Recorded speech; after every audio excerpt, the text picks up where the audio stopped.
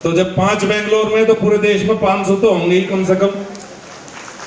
लेकिन इन 500 में अब तो काम करते हुए ये दोनों भाई दिखाई दें, बाकी तो ऐसा ही रह गया। बस समझ में नहीं आता कि जब हम बेंगलोर में आके इतनी दूर में भी एक नहीं हो सकते तो क्या उम्मीद करें। पर लगे रहो भाई, छोटे भाइयों, कुछ ना कुछ जब लगे हो तो बेहतर ही होगा। और उपस्थित बुजुर्गों, साथियों और बहुत बड़ी संख्या, मुझे उम्मीद नहीं थी, मैंने हाँ तो कह दी दोनों भाइयों को।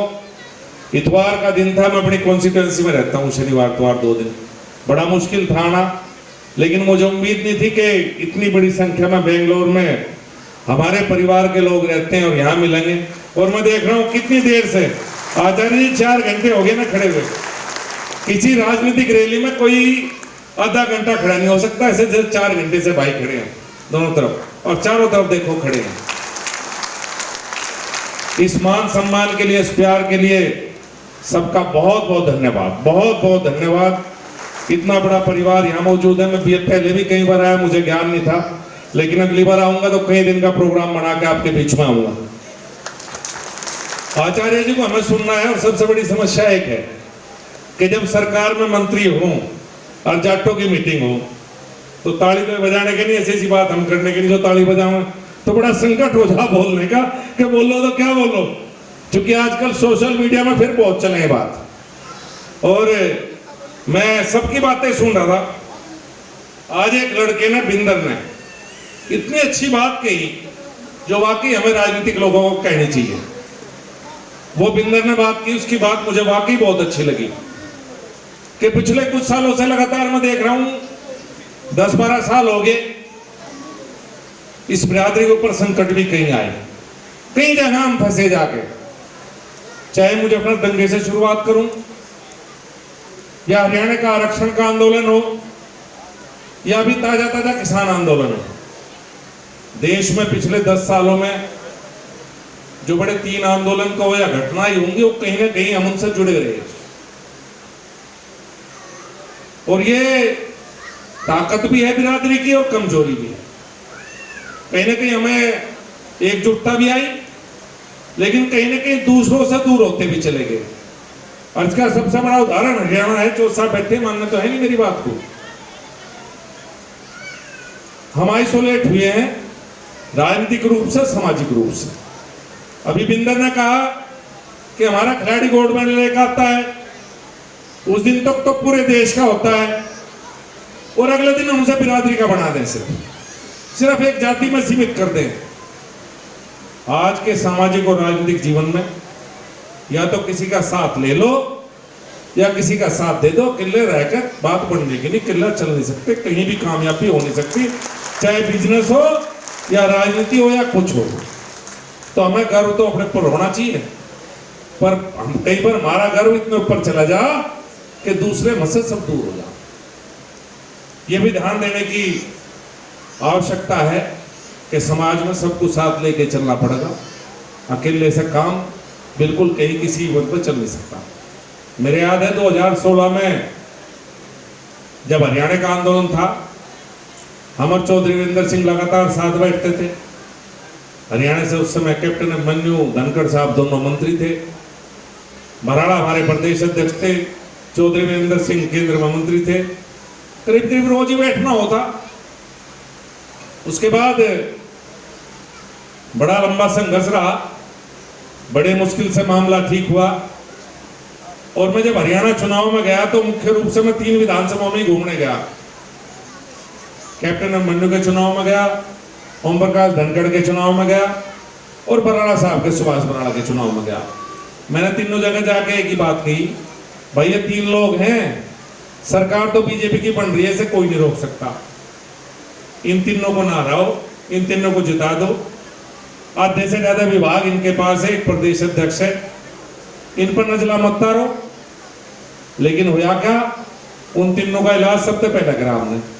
सरकार तो फिर भी बनी भाजपा की, पर जाट विहीन सरकार बनी है, सच्चाई है। तीनों को हमने घर बैठा दिया जो भारतीय जनता पार्टी से थे। ये तो बाद में चौधरी रणजीत सिंह आए या दुष्यंत आया तो सहभागिता हुई, नहीं तो जो अपने थे वो तो हमने साइड में उठा दिए थे। बहुत बड़ा परिवर्तन 2013 के बाद आया हमारे समाज में। 2013 में मुजफ्फरनगर में दंगा हुआ बहुत बड़ा, और कहीं ना कहीं ये जो घटनाएं हुई 2-3, चाहे मुजफ्फरनगर दंगा हो या उसके बाद हरियाणा का आंदोलन है, किसान आंदोलन हो, एकजुटता तो लाई है समाज के अंदर। लड़ाई भी बड़ी हुई पर एकजुटता भी हुई। अगर कोई बेंगलोर में बैठा हुआ व्यक्ति भी था तो उसके मन में भी मुजफ्फरनगर दंगे को लेकर या हरियाणा में जाट आरक्षण के आंदोलन को लेकर उसके मन में भी एक पीड़ा थी, वो भी एक जुड़ा हुआ था कहीं ना कहीं से। उसके मन में भी बिरादरी के प्रति एक प्यार का भाव था। 2013 का थोड़ा सा जिक्र जरूर करूं मैं। बहुत बड़ा संकट था, 6250 लोग उस समय दंगों में नामजद थे, और ऐसी स्थिति थी कि बाहर से लोग मिलने भी नहीं आ पा रहे थे। लेकिन हरियाणा हो, राजस्थान हो, दिल्ली हो, पंजाब से तो थोड़ा आना जाना कम रहा। सबकी भावनाएं, सबका प्यार, सब हमारे साथ था। और मैं आपको सच बताऊं, ऐसे ऐसे लोगों ने मदद की, इसे मंच से उन लोगों का मैं जिक्र तो कर नहीं सकता, ना मुझे करना चाहिए। चाहे वो ब्यूरोक्रेसी में थे, चाहे वो जुडिशरी में थे, और चाहे राजनीति में थे। समाज का जो व्यक्ति जहां था उसने मदद करने में कहीं कोई कसर बिल्कुल नहीं छोड़ी। बहुत दूर दूर से लगाव प्यार रहा। अभी चौधरी रणजीत सिंह कहते कि हम सब लोग शायद राजस्थान से निकले। मैं राजस्थान कई बार जाता हूँ। अभी नागौर पिताजी की जन्मभूमि पर जाकर आया हूँ मैं पिछले महीने, उनके दर्शन करके आया उस जन्मभूमि के जहाँ तेजाजी ने जन्म लिया। राजस्थान आना, अभी चित्तौड़गढ़ तेजाजी की जयंती थी तो चित्तौड़गढ़ में था उस दिन। मुझे कई बार लगे राजस्थान जाके, चूंकि हमारी बिरादरी की सबसे बड़ी संख्या राजस्थान में है। पूरे देश में अगर सबसे ज्यादा हम कहीं हैं तो राजस्थान में, और शायद विकास भी वहीं से होगा। लेकिन राजस्थान से निकल के हरियाणा वाले हों, पंजाब वाले हों या पश्चिम उत्तर प्रदेश वाले हो, हम तो आके बैठ गए नदियों पर, बढ़िया पानी, नदी, नहर। और इन राजस्थान के हमारे भाइयों को छोड़े हैं अमृत के टिप्पू पर। कई बार लगे भाई वहीं आ जाते, सारे इकट्ठे से हो जाते। पश्चिम उत्तर प्रदेश, हरियाणा में पानी भी था। कितना कष्ट का जीवन रहा होगा, कितने कष्ट का जीवन रहा होगा राजस्थान में हमारे भाइयों का। ये तो इतनी सुविधाएं आ गई, सुख आ गए अब है, लेकिन उस जमाने में जब सुविधाएं नहीं थी, कितने मुश्किल से जीवन यापन किया होगा।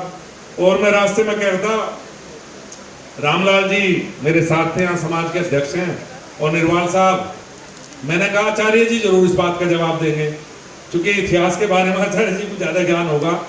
आचार्य जी, राजस्थान में हर जिले में राजा, ये पश्चिम उत्तर प्रदेश, हरियाणा में हमारे राजा रजवाड़े कहाँ थे, क्यों नहीं हुए? ये क्या कारण रहा है, समझ में नहीं आया मेरे कभी बात कि राजस्थान में तो किसी जिले में जाओ एक राज परिवार बैठा, बहुत बड़ा किला। हमारे यहाँ पूरे पश्चिम उत्तर प्रदेश, हरियाणा में घूम जाओ, कोई राजा नहीं भाई, कोई इतिहास नहीं, पता नहीं कहाँ थे, कौन चलाया करता सिस्टम को, कौन नहीं, जो कभी समझ में नहीं आया। और इसका बड़ा सबसे बड़ा कारण यह है कि हम किसी कुछ मानते ही नहीं, चाहे कोई भी हो, कहाँ मानते हम किसी को कुछ। लेकिन ये एक बहुत बड़ी बात है कि हम लोग किस व्यवस्था के, या तो हम कबीलाई लोग थे, या तो जो कबीले का सिस्टम या खाप का सिस्टम उसके द्वारा चलते रहे। लेकिन हमारे यहाँ राजा रजवाड़ा नहीं, एक दो लोगों ने कोशिश भी की कि मैं राजा हूँ या राजा परिवार से हूँ कहने की, तो लोगों ने कहा भाई तू तो अंग्रेजों का पिट्ठू है, तू तो मुगलों का पिट्ठू था, हमने उन्हें स्वीकार नहीं करा। तो कहीं ना कहीं सिर्फ राजस्थान में परंपरा रही, हमारे यहाँ कभी यह परंपरा नहीं रही। खैर आचार्य जी को बोलना, मैं बहुत लंबी बातें नहीं करना चाहता। मैं बाबा जरूर कहता हूँ जो बिंदर भाई ने कही थी कि हमें कई बार ऐसा लगे राजनीतिक रूप से जब हम चुनाव लड़ते हैं ना, तो सचमुच ऐसा लगे कि सारी बिरादरी हमारे खिलाफ तो इकट्ठा हो। उसका कारण हम अपने अंदर देखना पड़ेगा, दूसरा दोषी नहीं है उसका कोई कि हम दूसरे को दोष देना शुरू करते हैं। और आज के जीवन में राजनीतिक रूप से मजबूती बहुत आवश्यक है। मैं नहीं कहता मेरी साथ रहो या मुझे मजबूत करो, मैं बात बिल्कुल नहीं करना चाहता। आप जहां हैं, जो हैं, राजनीतिक मजबूती बहुत बड़ी आवश्यकता है आज के समय में।